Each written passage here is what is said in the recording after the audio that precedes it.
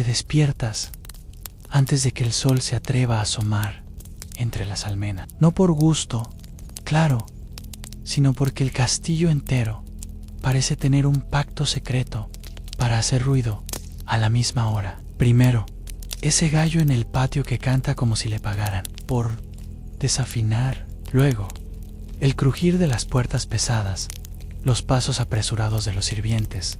Y por último, el sonido grave y metálico de las cadenas de la puente levadiza descendiendo. Sí, esas mismas que si alguna vez olvidan subir, pueden dejar pasar desde mercaderes honrados hasta tipos que definitivamente no vienen a vender. Panan, abres los ojos y lo primero que ves es piedra fría, rugosa, que ni con 100 invierno más se pondrá acogedora. El techo es alto, demasiado alto, y en esas vigas de madera oscura a veces crees ver sombras moviéndose, aunque jurarías que no hay nadie. El aire huele a una mezcla curiosa en humo de las antorchas que nunca se apagan, humedad que sube de los muros y ese perfume persistente a paja y cuero que impregna todo. No es que sea desagradable. Bueno, vale, un poco sí.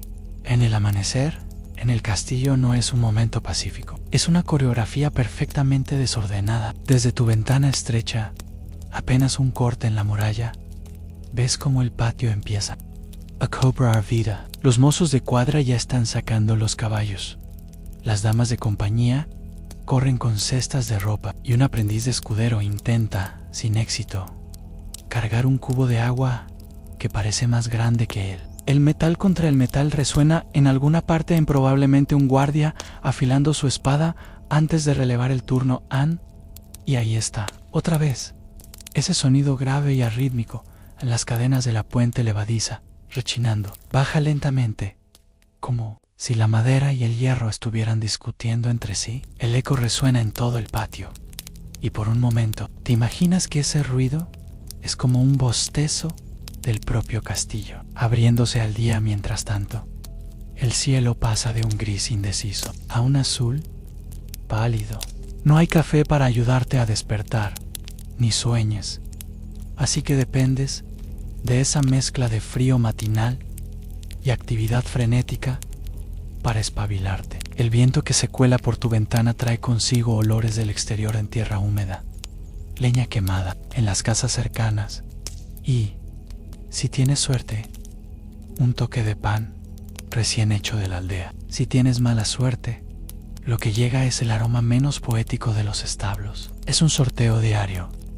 A tu rutina matutina empieza sin que nadie te pregunte si quieres una campana rítmica. No para anunciar misa todavía, sino para avisar a todos que es hora de ponerse en movimiento. No hay reloj de pulsera ni alarma digital, pero créeme, esa campana funciona mejor que cualquier despertador moderno. Su eco atraviesa paredes, pasillos y cráneos. En el patio, los guardias cambian turnos. Los que han pasado la noche entera congelándose sobre las torres bajan con la cara de quien ha visto demasiada niebla, y los recién llegados suben ajustándose las capas y bostezando. Desde abajo parecen figuras recortadas contra el amanecer, sombras que se mueven con la seguridad de quien conoce cada piedra del camino. Mientras observas todo esto, sabes que tu día apenas está empezando. La actividad se reparte por todo el castillo. En la cocina ya encienden fogones, en las habitaciones se sacuden mantas y en los pasillos suenan pisadas apresuradas. Cada quien tiene un papel que cumplir. Y si tú te retrasas, alguien vendrá a recordártelo, probablemente con poca delicadeza. Y aunque el sol apenas esté desperezando, tú ya estás sumergido en ese pequeño universo amurallado, donde nada ocurre por casualidad. Todo tiene un propósito en cada cadena, cada paso, cada campanada. Amanecer entre estas torres no es solo despertarse, es incorporarse a una maquinaria viva que nunca se detiene en sí. Esto ya te parece mucho. Espera que lleguemos al gran salón. Ahí es donde realmente empieza el día. Bajas por las escaleras de piedra, esas que nunca están perfectamente secas y que siempre te hacen pensar que un día de estos vas a bajar más rápido de lo previsto, y no precisamente de pie. El aire se vuelve más cálido a medida que te acercas al gran salón, porque aquí es donde laten las primeras brasas del día. La puerta es enorme, de madera maciza reforzada con hierro, y cuando la atraviesas, el cambio de ambiente es inmediato. Pasas del frío húmedo de los pasillos a un calor que huele a pan tostado, cera de velas y un poquito a humo de chimenea.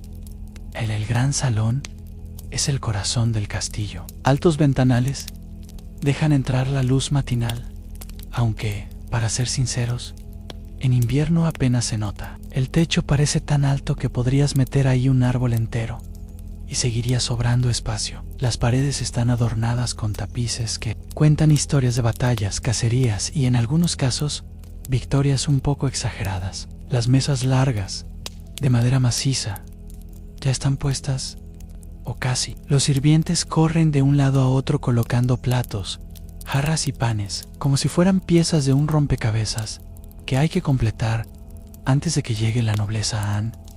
Y ahí está, la primera gran diferencia del día en la mesa de los señores y la mesa de los demás. La de la nobleza está en una tarima elevada, para que nadie olvide quién manda aquí. Los manteles son más limpios aunque, bueno, más limpio en esta época es relativo. Los platos son de cerámica fina, o incluso de plata. Y la comida. I love comida. Huevos, quesos curados, frutas traídas de quién sabe dónde, y panes blancos, que casi parecen un lujo celestial. En cambio, la mesa de los sirvientes y escuderos es mucho más modesta. Aquí se desayuna pan negro, más denso que un muro, acompañado de un queso que podrías usar como proyectil si fuera necesario. Si tienes suerte, habrá un poco de gachas calientes. Si no, pues, pan duro y agua, amigo. Nada de café ni la espumosa, ni croissants recién horneados. Aquí la supervivencia matinal depende de cuán rápido logres masticar el sonido en el salón. Es una mezcla de todo, en cucharas, golpeando cuencos, el crepitar del fuego, voces discutiendo órdenes y alguna carcajada aislada. El olor, bueno, depende de dónde estés sentado. Cerca de la nobleza huele a miel, pan recién hecho y queso fresco. Cerca de la entrada huele más a botas embarradas, cuero sudado y ese aroma indescriptible que dejan los perros del castillo.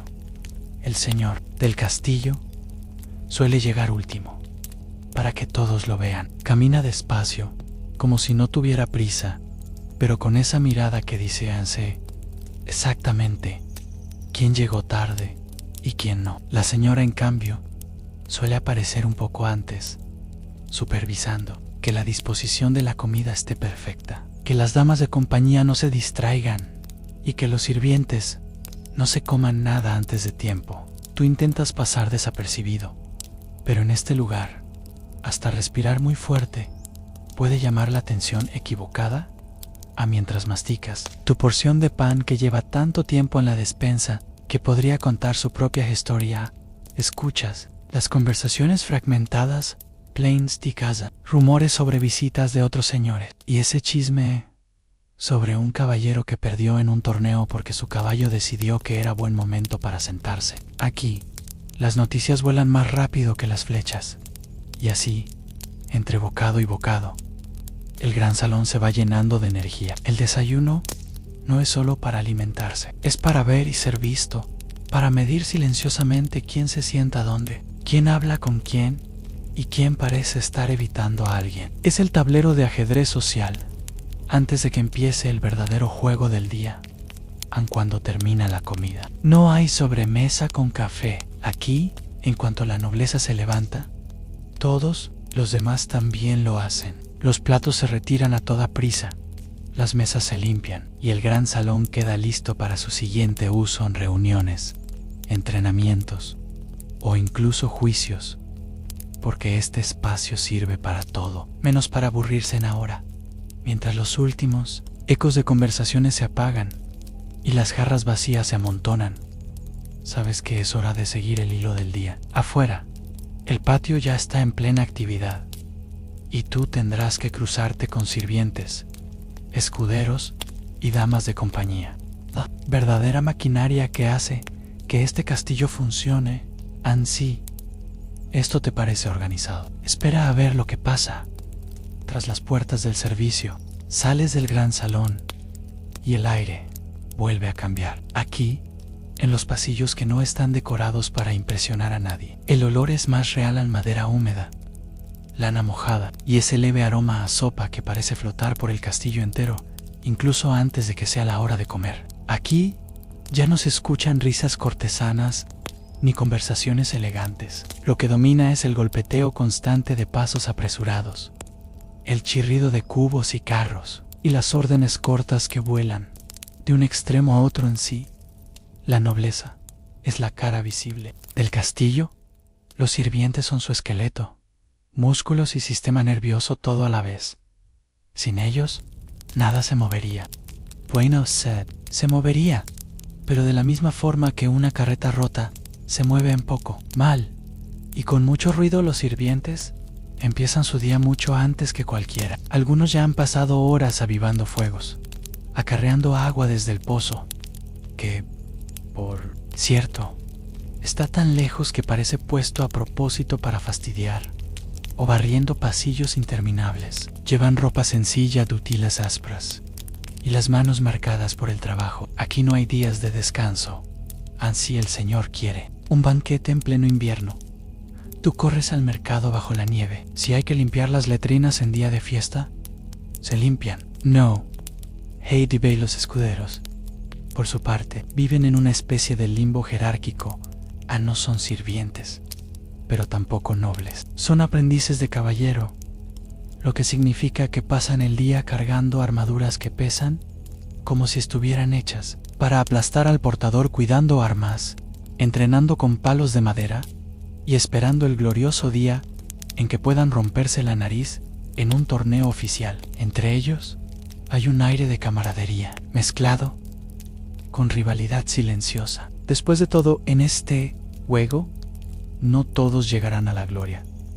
Y luego están las damas de compañía, que tienen su propio mundo de responsabilidades. No es solo estar al lado de la señora del castillo y acompañarla en paseos o visitas. Ellas también son guardianas de la etiqueta, mensajeras de confianza y, en muchos casos, diplomáticas encubiertas. Escuchan mucho más de lo que dicen y saben cómo contar las cosas de forma que suenen convenientes. Su ropa es más fina que la de los sirvientes, pero menos lujosa que la de la nobleza, y su andar es calculado, ni demasiado rápido, es digno, ni demasiado lento. Hay trabajo que hacer aquí. La jerarquía es invisible, pero inquebrantable. Un sirviente no le da una orden a un escudero. Un escudero no interrumpe a una dama de compañía. Y todos, absolutamente todos, se apartan cuando pasa el mayor redomo. Este último es el cerebro organizativo del castillo en sí. Decide que hoy se limpian las almenas bajo la lluvia. Se limpian en punto. Los sonidos de esta zona son como una sinfonía improvisada. El golpeteo de cucharas contra ollas en la cocina. Rose, de cepillos contra el suelo. El choque metálico de espadas siendo revisadas. Y el eco de voces que repiten, rápido, que el Señor espera. Si te paras un momento y cierras los ojos, podrías dibujar un mapa entero del castillo solo siguiendo los ruidos. El trabajo es constante y a veces desesperante. Un error pequeño, un plato mal colocado, una armadura sin pulir, una carta entregada tarde, puede costarte más que un simple regaño. Aquí la disciplina es casi militar, pero disfrazada de rutina doméstica. Aún así, hay momentos de respiro. Entre tarea y tarea, los sirvientes se cuentan chistes viejos. Los escuderos practican algún golpe de espada mientras nadie mira. Y las damas de compañía intercambian miradas cómplices cuando algún noble se cree más astuto de lo que realmente es. Estos ratos breves son el pegamento invisible que mantiene unido a todo el personal en el fondo. Sabes que esta maquinaria humana no solo mantiene el castillo limpio y funcional, también lo mantiene vivo. Sin ellos, las torres serían frías, las salas vacías y las chimeneas apagadas. Con ellos, todo fluye, incluso cuando parece que todo está a punto de derrumbarse. Y ahora, entre el movimiento de cubos y el ruido de espadas, empiezas a escuchar otro sonido en pasos firmes, acompasados, que hacen eco en el corredor. Es el señor del castillo, y su rutina matutina está por comenzar. Prepárate, haz lo suyo. No es solo caminar y dar órdenes. Is to do an art. No hace falta que lo anuncien. Cuando el señor del castillo aparece, el libro cambia. Es un fenómeno curioso. No suena música dramática ni se levanta una nube de polvo. Pero de repente, todos ajustan la postura. Los pasos se vuelven más firmes y las voces bajan de volumen. Es como si las piedras mismas se tensaran. Y ahí está, en capa pesada, botas que hacen eco en el pasillo, y esa mirada que parece capaz de atravesar muros o voluntades. A su rutina matutina no es tan simple como levantarse, desayunar y mirar por Laven. Él es la cabeza visible de toda esta fortaleza, y eso significa que cada gesto suyo es parte de un engranaje político y militar que nunca deja de girar. Lo primero, después de asegurarse de que el desayuno ha sido digno y sí, lo nota todo, incluso si el queso estaba un poco más duro que ayer, es reunirse con su maestro de armas. Aquí se discute el estado de las defensas, el entrenamiento de los guardias y cualquier amenaza que pueda estar acechando más allá del horizonte. A veces es un informe breve, a veces es una reunión que se alarga tanto que hasta las antorchas parecen bostezar. Luego viene la parte política. El señor recibe mensajeros, escucha peticiones de campesinos que han venido desde aldeas lejanas y negocia con comerciantes que saben exactamente cómo halagarlo para conseguir mejores acuerdos. Aquí las palabras son tan importantes como las espadas. Una promesa mal hecha puede costar más que una derrota en batalla, y una sonrisa en el momento adecuado puede asegurar un aliado durante décadas.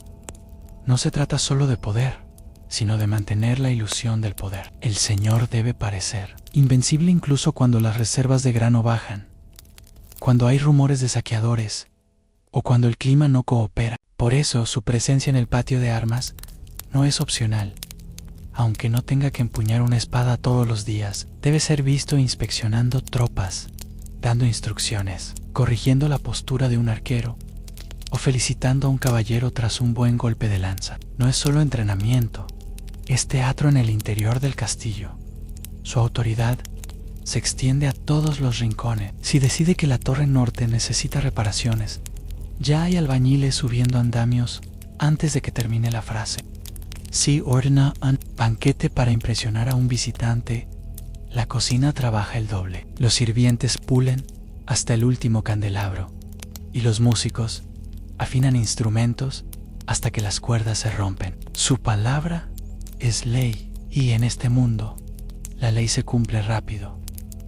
Pero no todo es solemnidad. El señor del castillo también sabe usar el humor, ese humor seco y algo cortante, para ganarse a los suyos. Un comentario ingenioso en el momento justo puede aliviar la tensión antes de una negociación complicada, o relajar a un soldado antes de enviarlo a patrullar en plena tormenta. Y aunque a veces parece distante, no se le escapa nada. Ann sabe quién trabaja duro, quién está intentando esquivar tareas y quién se mira demasiado seguido en el reflejo del casco.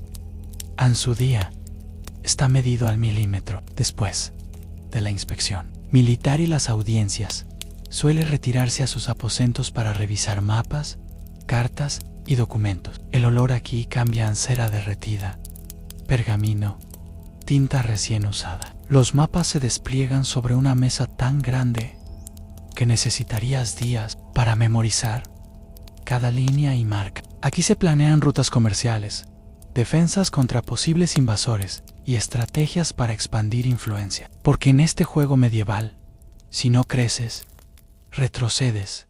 Ann, claro. Mientras él maneja lo externo, alguien debe controlar el latido interno del castillo. Y ahí entra en escena la señora del castillo, cuya influencia llega a rincones donde ni las botas más firmes del señor pueden entrar. Pero antes de pasar a ella, un último detalle: cuando el señor cruza el patio rumbo a sus próximas obligaciones, lo sigue un séquito de escuderos, consejeros y guardias. Cada paso que da marca el compás de todo el lugar, porque sí, El castillo es una máquina y él es el engranaje central. Si el señor del castillo es la fuerza que lo sostiene hacia afuera, la señora es el hilo invisible que lo mantiene unido por dentro. No necesita armadura ni espada para ejercer autoridad.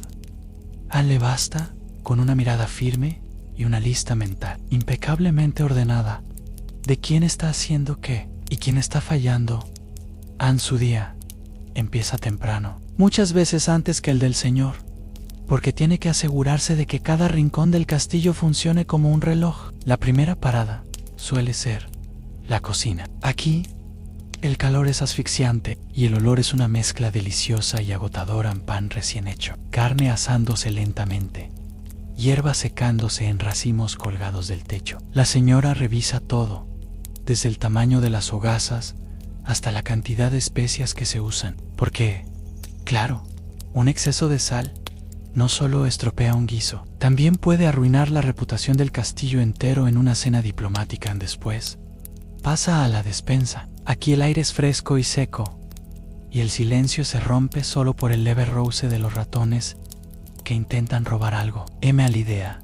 A los gatos del castillo tienen turno completo. La señora controla los inventarios, cuántos sacos de grano quedan, cuántas ruedas de queso están madurando, cuántas jarras de vino pueden abrirse antes de que el invierno termine. No es simple contabilidad, es estrategia pura. Un banquete improvisado, una visita inesperada o un invierno más largo de lo previsto pueden cambiarlo todo. Ande ahí. Sube a las estancias donde las damas de compañía ya están en movimiento. Algunas cosen, otras pulen joyas o preparan cofre con ropa para los viajes. Aquí la señora supervisa con precisión quirúrgica en un dobladillo mal hecho.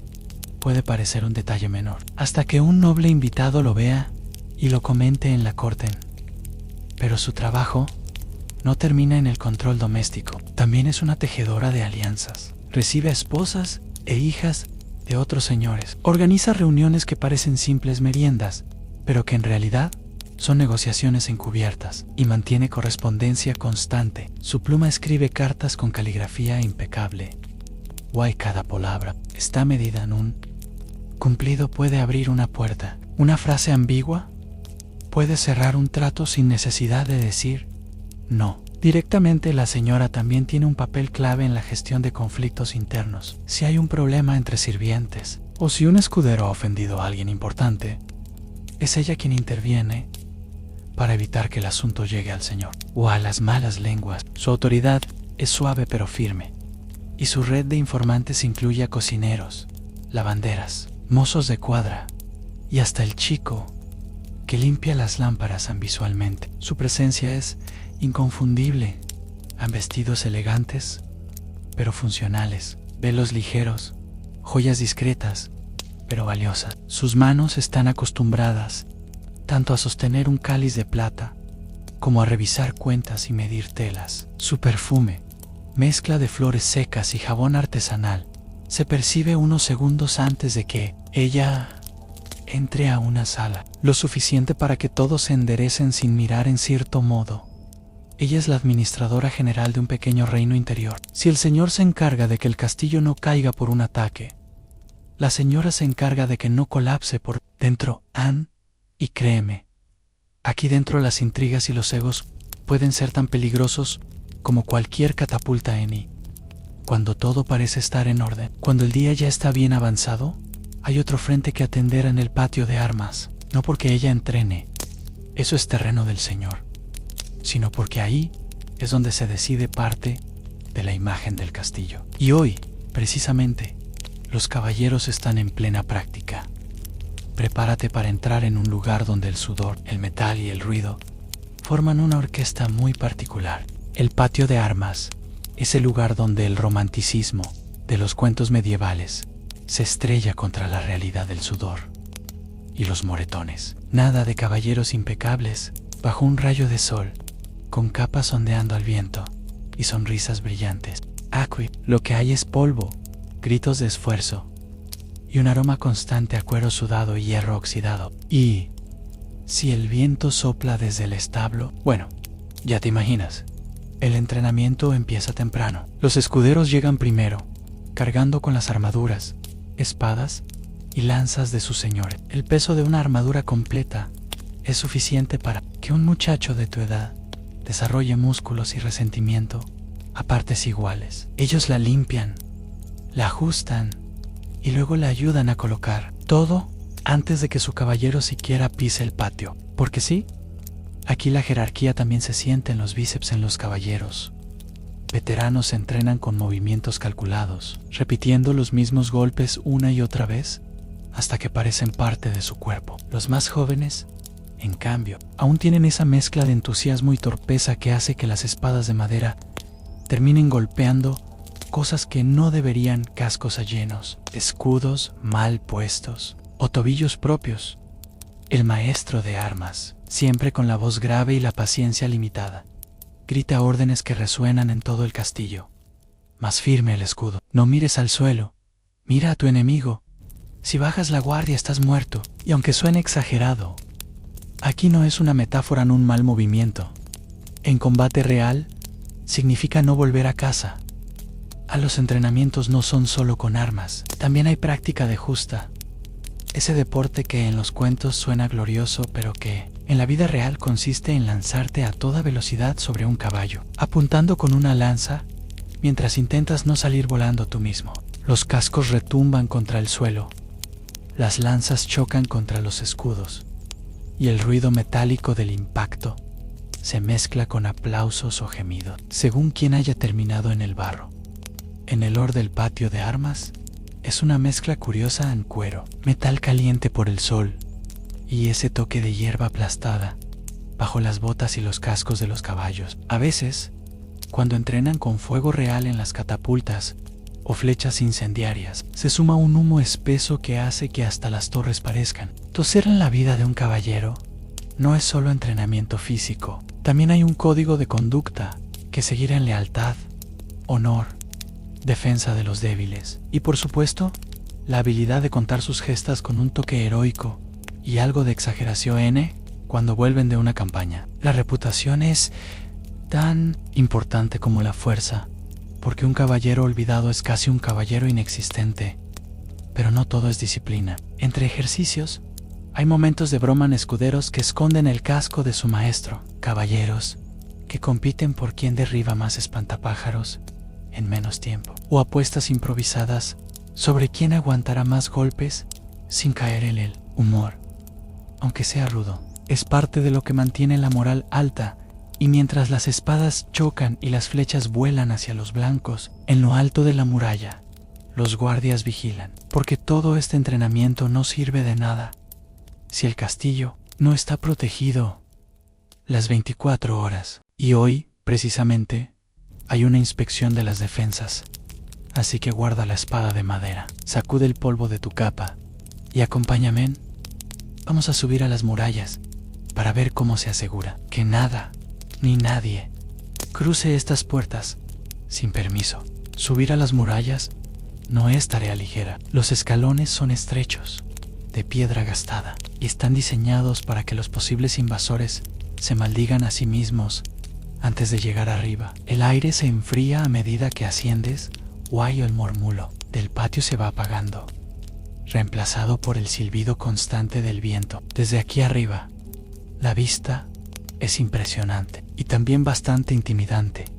El castillo no es solo un edificio grande, es una máquina de defensa pensada para incomodar, cansar y, si es necesario, aniquilar a cualquiera que intente entrar sin invitación. Las murallas son gruesas como para resistir catapultas, y las torres están colocadas de forma estratégica para cubrir todos los ángulos. Cada piedra parece puesta con la idea de decir: aquí no pasas. A los guardias patrullan sin descanso, y aunque a veces parece que solo caminan de un lado a otro, en realidad están en constante vigilancia. Observan los caminos, el horizonte, la actividad en la aldea cercana. Uno de ellos, con una voz ronca y un acento que podrías cortar con cuchillo, comenta que puede oler a extraños antes de verlos. No sabe si es una broma o si su nariz es realmente parte del sistema defensivo. Abajo, rodeando el castillo, está el foso. En algunos lugares es solo agua turbia, con algún que otro pez despistado. En otros, se ha dejado secar para llenarlo de estacas afiladas. No es precisamente el paisaje más acogedor, pero cumple su función. La puente levadiza, que ya escuchaste por la mañana, es la única entrada oficial. Levantarla no lleva más de unos minutos, y bajarla tampoco. Aunque ese chirrido metálico podría despertar a medio reino, además de la muralla principal. Hay barbacanas, esas entradas en zigzag, diseñadas para confundir a cualquiera que intente asaltar el castillo. Aquí los atacantes tendrían que avanzar despacio, expuestos a flechas, piedras y cualquier otra bienvenida que se les ocurra a los defensores. Y hablando de flechas, los arqueros entrenan desde las torres. El sonido del arco tensándose, seguido del silbido de la flecha, es casi hipnótico, hasta que recuerdas que el objetivo de esas flechas es atravesar armaduras. La precisión es vital, Anne. Un mal disparo no solo desperdicia una oportunidad, también puede dañar la moral de quienes confían en ti en las horas más tranquilas. El trabajo de seguridad parece repetitivo: vigilar, caminar, informar. Pero basta con un cambio en el viento, una nube de polvo en el horizonte o el brillo de metal a lo lejos para que todo cambie. Las alarmas aquí no son sirenas eléctricas, sino campanas, cuernos y gritos que corren más rápido que cualquier mensajero. En la seguridad del castillo no se basa solo en las piedras y las armas, sino también en la disciplina. En guardia aquí se duerme. Un portón que no se asegura bien o una torre mal vigilada pueden poner en riesgo a todos. Y lo curioso es que, aunque este lugar esté pensado para resistir ataques, la vida sigue fluyendo dentro como si nada. Niños jugando en el patio, cocineros preparando comida, caballeros entrenando Anne. Pero cuando el peligro pasa, o mejor dicho, cuando no hay ninguno a la vista, el castillo vuelve a su rutina. Y una parte esencial de esa rutina es la cocina. Un lugar que huele como el cielo, pero donde trabajar es casi como estar en el infierno. Vamos allí, que hoy parece que se está preparando algo más grande que un simple almuerzo. La cocina del castillo no es un lugar silencioso ni mucho menos. Es un organismo vivo, ruidoso, caliente y siempre en movimiento. Antes incluso de entrar, ya puedes olerlo: un pan recién horneado, carne asándose lentamente, cebolla y ajo friéndose en manteca. El calor aquí es tan intenso que, si te quedas quieto demasiado tiempo, podría salir dorado como un pollo de asador. En el espacio es amplio, pero no sobra ni un rincón libre. Grandes hogares de piedra mantienen fuegos que nunca se apagan, porque encenderlos desde cero sería perder horas. Hay calderos tan grandes que podrías meterte dentro, aunque no lo recomendaría, llenos de sopas, guisos o salsas que burbujean con un sonido casi hipnótico. El humo se cuela por las chimeneas, pero siempre queda ese aroma persistente que se pega a la ropa. A los cocineros y ayudantes se mueven como en una coreografía caótica. Uno corta verduras a una velocidad impresionante, otro amasa pan con los brazos llenos de harina, otro más voltea trozos de carne con pinzas de hierro. Entre ellos, las órdenes vuelan: más leña al horno, cuidado con esa salsa, que no se queme el pan. El ruido es una mezcla de cuchillos golpeando tablas, cucharones chocando contra ollas y el chisporroteo constante del aceite caliente. En un rincón, las reposteras preparan dulces para el banquete de esta noche: frutas en almíbar, pasteles rellenos de nueces y miel, y pequeñas tortas especiadas que sinceramente podrían convencer a cualquiera de firmar un tratado de paz. El olor dulce se mezcla con el aroma salado de la carne, creando una nube de tentación imposible de ignorar en el banquete que se prepara. No es cosa menor. La mesa de la nobleza se llenará de platos que parecen diseñados para impresionar tanto como para alimentar a cisnes, asados, adornados con sus propias plumas. Sí, hace de dramático, jabalí con manzanas en la boca, panes blancos esculpidos con formas y vinos traídos de tierras lejanas. todo esto se sirve con una presentación calculada, porque en la política medieval, la comida también es un arma. Mientras tanto, para los sirvientes y la tropa, la comida será más sencilla, pero igualmente abundante, en guisos espesos, pan negro, y si hay suerte, un poco de queso curado o carne ahumada. Aquí no hay adornos, pero hay calor y sustento, y eso ya es mucho. En la música también forma parte del banquete. Los trovadores afinan sus laúdes y flautas en una esquina, probando melodías que más tarde acompañarán la cena. El sonido es ligero, casi alegre, como un preludio de la fiesta que se avecinan.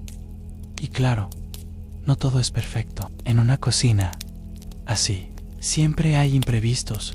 Hará una jarra de vino que se derrama, un perro del castillo que decide robar un trozo de carne, o un aprendiz que confunde sal con azúcar. Pero el equipo se recupera rápido, porque el tiempo apremia, y en este lugar, la frase "ya veremos" no existe.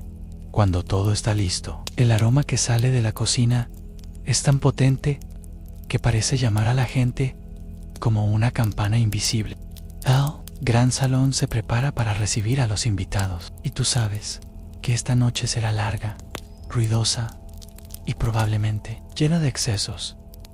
Pero antes de pensar en banquetes y música, hay un tema mucho más delicado, porque si algo caracteriza a la vida en el castillo, es que la higiene no siempre es la prioridad.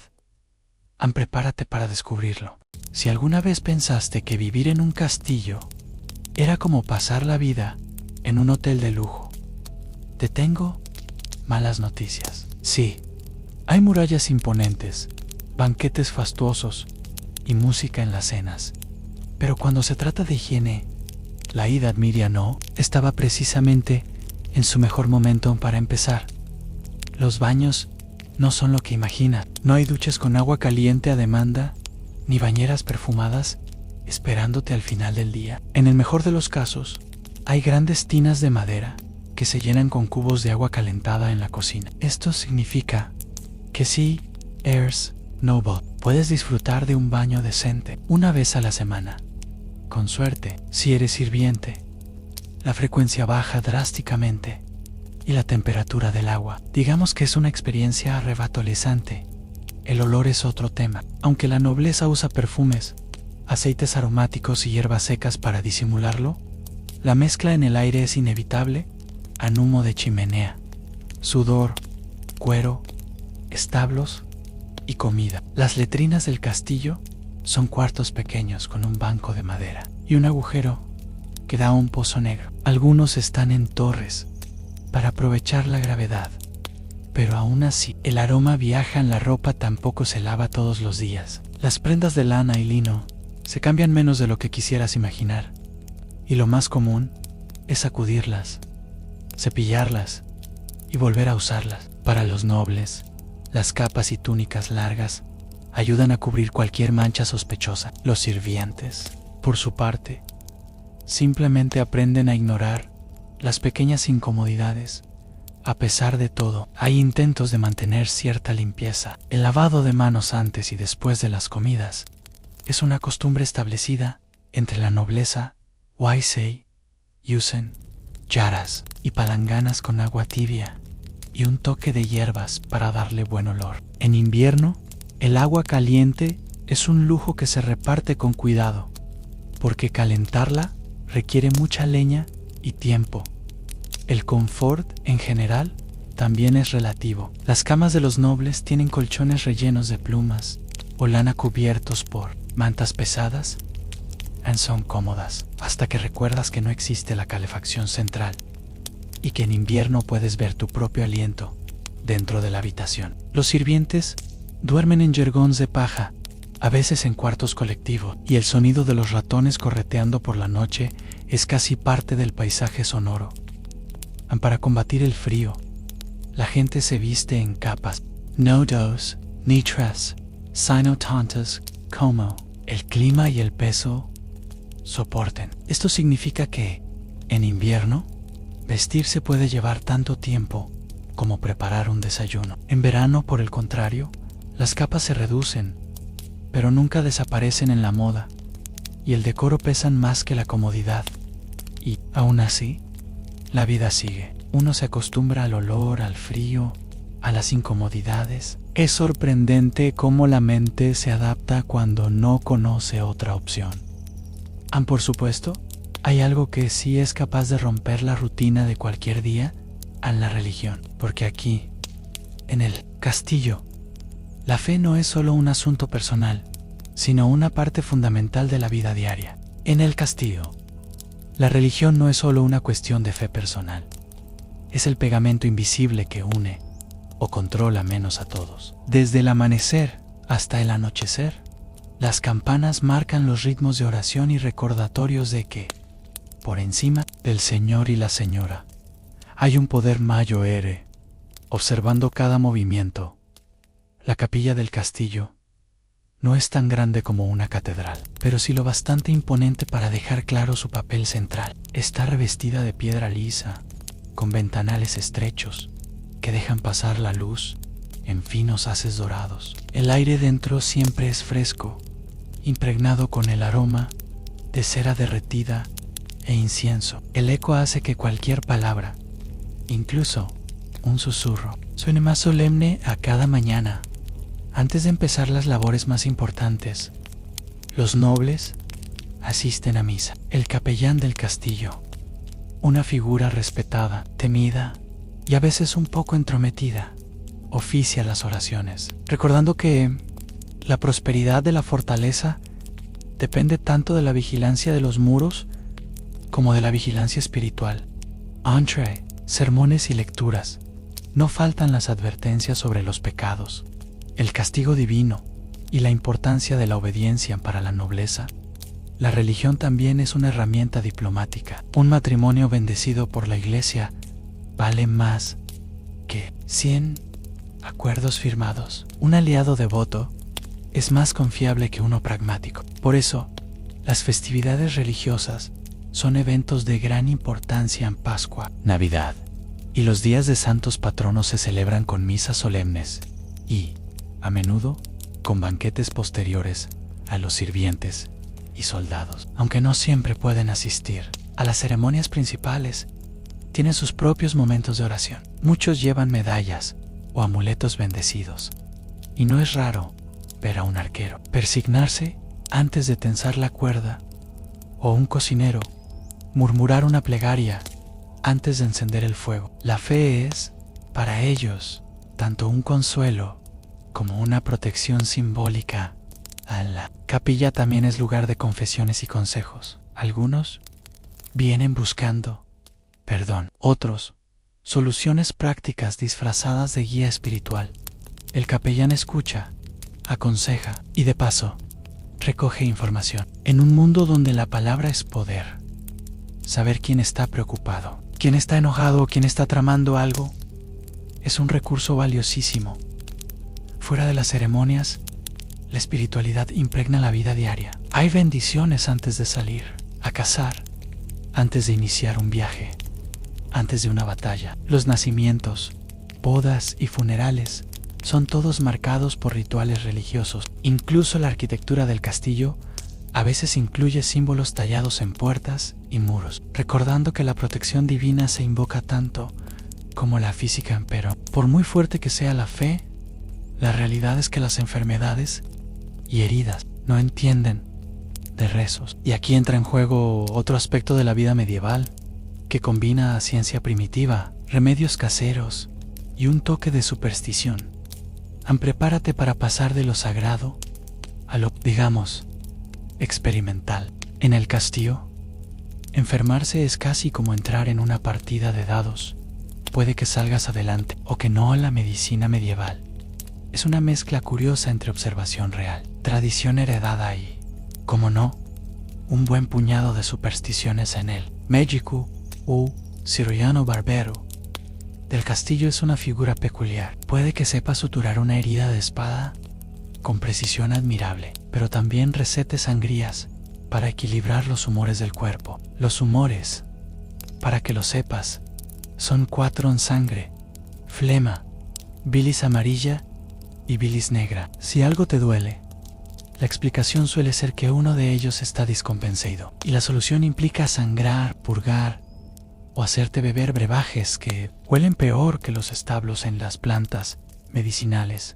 Son esenciales. Manzanilla para el estómago, lavanda para calmar, romero para estimular la circulación y ajo para todo lo demás. La herbolaria del castillo, normalmente una anciana con más conocimientos prácticos que el propio médico, prepara ungüentos, infusiones y cataplasmas. Su rincón huele a una mezcla de bosque, tierra húmeda y ese toque picante que deja el vinagre, pero junto a los remedios reales abundan las creencias supersticiosas. Para curar la fiebre, algunos recomiendan dormir con una piedra fría bajo la almohada. Para evitar el mal de ojo, se lleva un amuleto bendecido por el capellán. Y si un niño nace con una marca en la piel, se dice que fue porque la madre miró. Algo prohibido durante el embarazo en las fracturas y heridas de batalla son otro mundo. Sin anestesia como la conocemos, se recurre al alcohol fuerte para adormecer al paciente, y no siempre funciona. Los gritos pueden escucharse en medio patio cuando el cirujano recoloca un hueso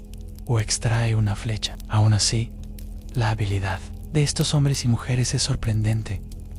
Muchos logran salvar vidas que, en otras manos, se perderían. El miedo a las enfermedades contagiosas es constante. La peste, en cualquiera de sus variantes, es el gran terror. Cuando hay un brote, se aíslan habitaciones enteras, se queman hierbas aromáticas para purificar el aire y se evita el contacto directo con los enfermos. Aunque el conocimiento sobre cómo se transmiten los males es limitado, en este contexto, la fe y la medicina se mezclan. Es común que un tratamiento vaya acompañado de oraciones, bendiciones o procesiones en honor a algún santo sanador. Porque, al final, nunca está de más pedir ayuda celestial, sobre todo cuando las opciones terrenales no garantizan nada. Pero si las enfermedades son temibles, no se quedan atrás los problemas que vienen de otro lado, a los humanos. Cuando los conflictos se gestan en pasillos oscuros y miradas fugaces, entramos en el terreno de las conspiraciones e intrigas. Y créeme, ahí el remedio no lo tiene ningún médico. Si las murallas protegen al castillo de los enemigos externos, los pasillos oscuros y las salas cerradas son el terreno perfecto para los enemigos internos. Aquí, las intrigas no se gritan, se murmuran. Y los cuchillos más peligrosos, no siempre. Sandy es cierto. A veces son palabras afiladas en las conspiraciones. Empiezan con algo tan simple como una mirada sostenida durante un banquete o un comentario inocente en el patio. Un sirviente escucha lo que no debía. Un emisario extranjero llega con demasiadas preguntas. Un caballero se reúne a solas con alguien que oficialmente es su rival. El castillo es un ecosistema de rumores y cada uno tiene la capacidad de cambiar alianzas o encender conflictos. Los espías no siempre llevan capuchas negras ni se deslizan por la sombra. A menudo son personas invisibles.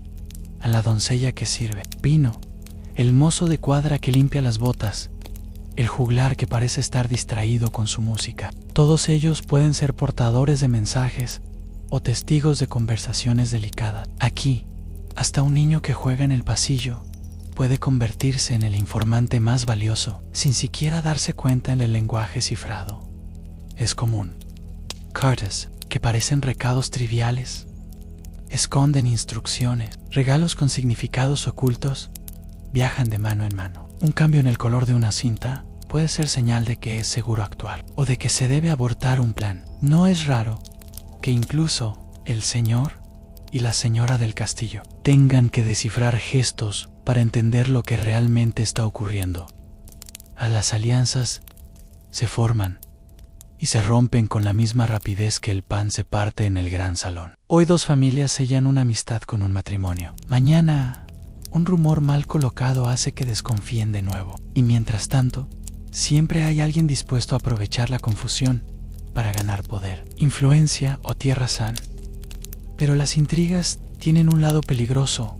Tarde o temprano, salen a la luz. Y cuando eso pasa, el castillo se convierte en escenario de juicios, castigos, en algunos casos, ejecuciones públicas. La justicia aquí no es lenta, ni siempre justa, pero es implacable, porque en la Edad Media, la traición no es solo un error político, es un crimen que se paga caro.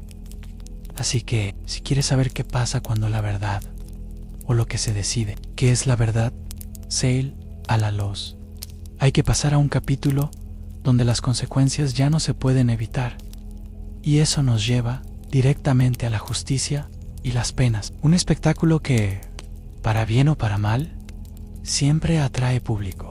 En El Castillo, la justicia no es un concepto abstracto ni un procedimiento burocrático interminable. Es algo visible, audible y, muchas veces, brutal. Aquí, la ley se aplica de forma rápida y ejemplar, porque la autoridad del Señor depende de que todos crean en menos y teman en su poder para castigar en los juicios. Se celebran casi siempre en el gran salón o en el patio central, dependiendo de la gravedad del caso y de si el Señor quiere que la audiencia sea pública. El acusado es llevado por guardias, normalmente esposado o con las manos atadas con cuerda. No hay abogados como los de hoy. El acusado habla por sí mismo, o un familiar o aliado se atreve a hacerlo por él. El señor del castillo, sentado en su asiento elevado, escucha, pregunta y decide. Todo en la misma sesión. Las penas varían según el delito. Robar pan en tiempos de escasez puede implicar pasar unos días en el calabozo, un lugar húmedo, oscuro y maloliente, donde las ratas son tus compañeros más constantes. Un altercado entre soldados puede resolverse con trabajos forzados o con un castigo físico público, como azotes en la plaza del Castillo On, pero para los crímenes más graves, traición, asesinato, espionaje, las consecuencias son más drásticas. La horca es el método más común, aunque en casos especialmente simbólicos se puede recurrir a la decapitación, reservada para nobles caídos en desgracia. La idea no es solo eliminar al culpable, sino enviar un mensaje claro aquí. Las reglas se cumplen. No todos los castigos son mortales. A veces, la vergüenza pública es el arma más eficaz. El cepo o picota, ese marco de madera donde se asegura la cabeza y las manos del infractor, se coloca en un lugar visible y la gente puede acercarse a insultar o lanzar desperdicios. Puede parecer menos grave que la horca, pero soportar horas de humillación bajo la mirada de todo el castillo deja cicatrices difíciles de borrar. Curiosamente, la religión también interviene en la justicia. Antes de aplicar la sentencia, no es raro que el capellán intente convencer al Señor, demostrar misericordia, o que, al contrario, declare que el castigo es necesario para salvar el alma del culpable. La justicia y la fe, aquí, caminan de la mano, aunque no siempre en la misma dirección y, por supuesto, todo esto atrae curiosos. Un juicio o una ejecución es, para muchos, un evento casi social. Sirvientes, soldados, comerciantes, se congregan para mirar. Hay quien lo ve como advertencia, quien lo toma como espectáculo y quien aprovecha para comentar las últimas novedades con el vecino ampero. No todo en el castillo es castigo y solemnidad. Después de las sentencias, la vida continúa, y una de las formas de olvidar la dureza del día es con música, juegos y un poco de entretenimiento. Porque incluso entre muros fríos y leyes duras, la gente necesita distraerse. Y ahí es donde entramos en el territorio de trovadores, dados y carcajadas. Entre las murallas frías y las obligaciones estrictas, el castillo también sabe transformarse en un lugar de diversión, aunque sea por unas horas. Porque incluso los soldados más disciplinados, los sirvientes más agotados y los señores más solemnes necesitan un respiro de vez en cuando.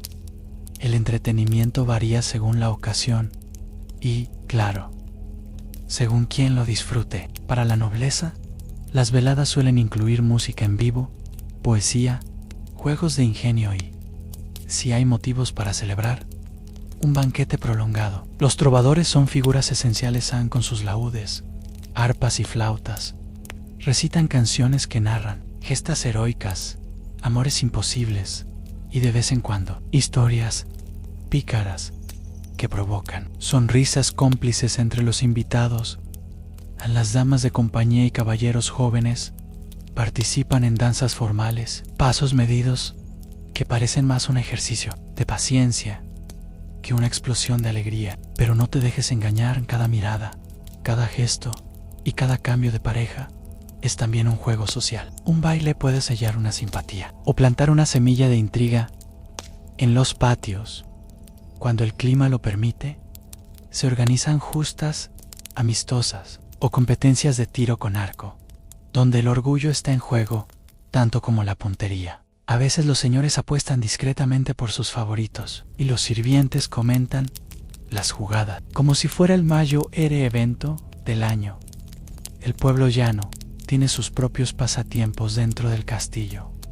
Juegos de dados, table roast de tafo, alquerque, competiciones de fuerza y carreras improvisadas. El ambiente es ruidoso y más relajado que en las salas nobles. Aquí, la cerveza fluye, las risas son más fuertes y las canciones más atrevidas.